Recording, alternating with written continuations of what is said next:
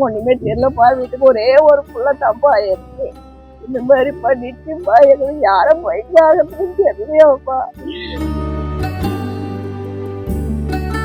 அது என்ன நடந்தது ஏது நடந்ததுன்னு எங்களுக்கு ஒண்ணுமே புரியல. ஒண்ணுமும் புரியல எங்களுக்கு. என்னால அவனை வெட்டாங்கன்னு கூட தெரியவே மாட்டேங்குது. பண்ணிருந்தான் பாருந்தா, லவ் பண்ணிருந்தான். ஆனா லவ் பண்றான் ஒரு பொண்ணு. அவன் பக்கத்துல ஒருவங்க சொல்லிதான் எங்களுக்கு தெரியும். இந்த மாதிரி நைட்டு போனா 4-5 பசங்க வந்து நெல்லிட்டும் போனானுங்கோ அப்படின்னு சொல்றாங்க பசங்க. இப்பதான் சொல்றாங்க. நைட்டெல்லாம் செட்டியாடிங்க, அந்த நைட்டெல்லாம் சொல்லல. சென்னை புதுப்பெருங்களத்தூரில் காதலுக்கு எதிர்ப்பு தெரிவித்த பெண் வீட்டாருடன் நேரில் சென்று வாக்குவாதத்தில் ஈடுபட்ட ஜீவா என்ற இளைஞரை சரமாரியாக வெட்டி கொன்றதாக பெண்ணின் அண்ணன்கள் 2 பேர் உட்பட 3 பேரை போலீசார் கைது செய்துள்ளனர். 10 மணிக்கு போனாருப்பா. காலையில தான் எங்களுக்கு தெரியும். 8 மணிக்கு தான் தெரியும் இந்த மாதிரி ஆச்சுன்னு. போனா அதெல்லாம் பசங்க 4-5 பசங்க சேர்ந்து போட்டு வெட்டி போட்டுக்கிறாங்க. அவனுக்கு சண்டை எல்லாம் ஒண்ணுமே தெரியாது. கட்சி இருக்கிற பழக்கம்லாம் அவனுக்கு எந்த பழக்கமும் கிடையாதுப்பா. அவனுக்கு வீட்டை விட்டு எங்கேயும் போகவே மாட்டான். வீட்லயே தான் இருப்பான். ஏதோ பசங்க வந்து கூப்பிடுறாங்க, பசங்க கூட சேர்ந்து போயிட்டுக்கிறான். அது என்ன நடந்தது ஏது நடந்ததுன்னு எங்களுக்கு ஒண்ணுமே புரியல. ஒண்ணுமும் புரியல எங்களுக்கு. என்னால அவனை வெட்டினாங்கன்னு கூட தெரியவே மாட்டேங்குது. அது வந்தாதான் சாவு வந்தாதான் எங்களுக்கு தெரியும் என்ன ப்ராப்ளம்ன்றதே தெரியும் எங்களுக்கு. இது வரைக்கும் ஒண்ணுமே தெரியலப்பா. வீட்டுக்கு ஒரே ஒரு புள்ள தப்பா ஆயிடுச்சு.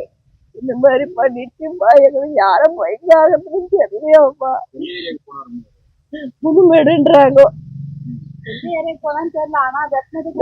குண்டுமேட்ல வெட்டி போட்டு அந்த இதோட சுடுகாட்டாண்ட கடவுள்னு சொல்லி போன் பண்ணிடுறாங்க. அது போலீஸ்காரங்க போன் பண்ணுவாட்டா. இங்க ஒரு தெரியும் எங்களுக்கு யாருக்குமே தெரியாது. எங்கேயும் வேலைக்கு போய்க்கிறான். அப்போ மோலாடிக்கு போவான். நைட்ல போவான், காலையில தான் வருவான்.